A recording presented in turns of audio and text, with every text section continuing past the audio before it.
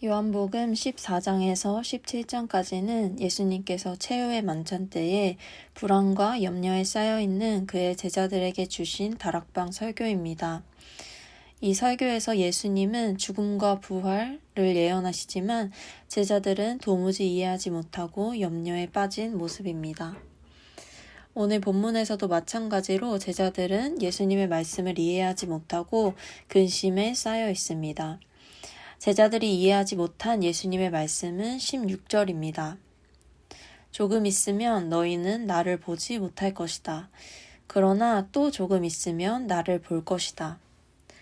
여기서 첫 번째 조금 있으면 예수님을 보지 못할 것이라는 건 예수님의 죽음을 의미하고, 그러나 또 조금 있으면 예수님을 보게 될 것이라는 것은 예수님의 부활을 의미합니다. 즉 예수님은 죽음과 부활을 예고하셨지만 제자들은 17절, 18절에서 이게 도대체 무슨 뜻일까 하며 서로 묻는 모습을 보입니다.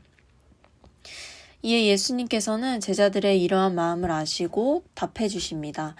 20절입니다. 내가 진정으로 너희에게 말한다. 너희는 울며 애통하겠으나 세상은 기뻐할 것이다.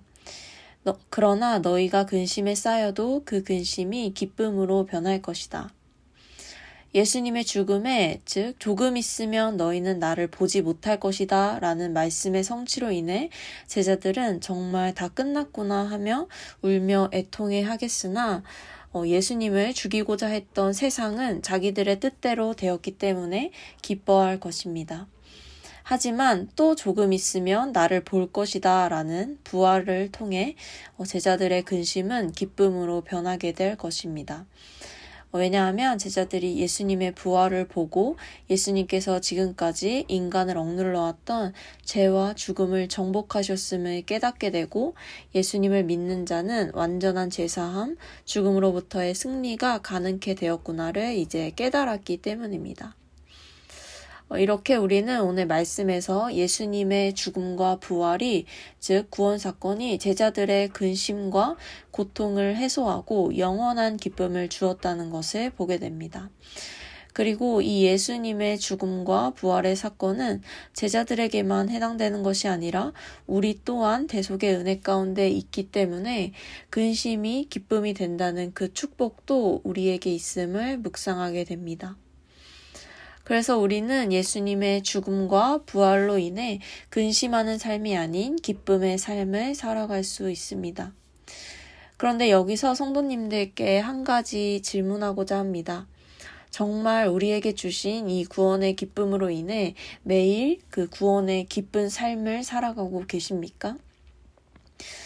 물론 그렇다면 너무나 좋겠지만 아마도 우리의 삶이 또 고단하고 또 근심거리가 많다 보면 저를 포함해 그 기쁨을 잊어버리고 사는 경우가 참 많은 것 같습니다.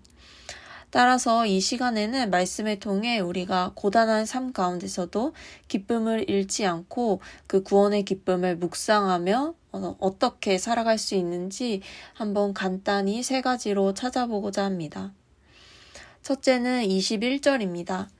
여자가 해산할 때에 근심에 잠긴다. 진통할 때가 왔기 때문이다. 그러나 아이를 낳으면 사람이 세상에 태어났다는 기쁨 때문에 그 고통을 더 이상 기억하지 않는다. 21절에서는 생명을 낳는 기쁨이 고통을 잊어버리게 만든다고 말씀합니다. 즉 우리도 마찬가지로 생명을 낳을 때 우리에게 주신 생명 또한 기억하며 기뻐할 수 있게 됩니다. 여기서 생명을 낳는다는 것은 문자 그대로 아이를 낳는다는 것이 아닌 하나님께 영혼들을 인도하는 것입니다.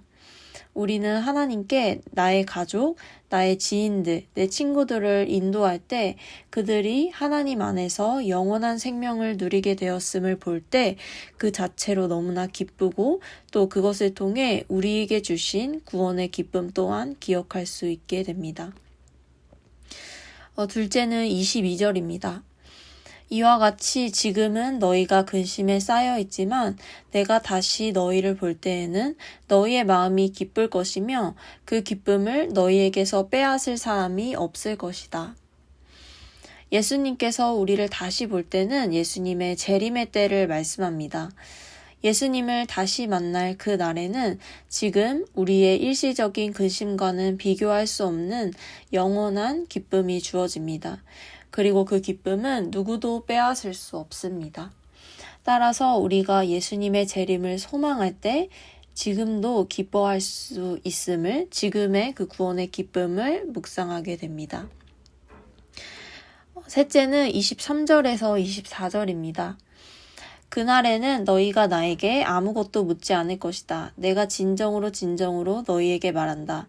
너희가 아버지께 구하는 것은 무엇이나 아버지께서 내 이름으로 주실 것이다.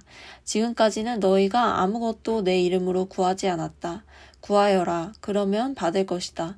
그래서 너희의 기쁨이 넘치게 될 것이다. 예수님의 죽음과 부활이 가져다 준 큰 변화는 우리가 예수님의 이름으로 하나님 앞에 기도할 수 있게 되었다는 것입니다. 그리고 하나님께서는 우리가 하나님께 예수님의 이름을 힘입어 구할 때 주신다고, 그래서 너희의 기쁨이 넘치게 될 거라고 하십니다.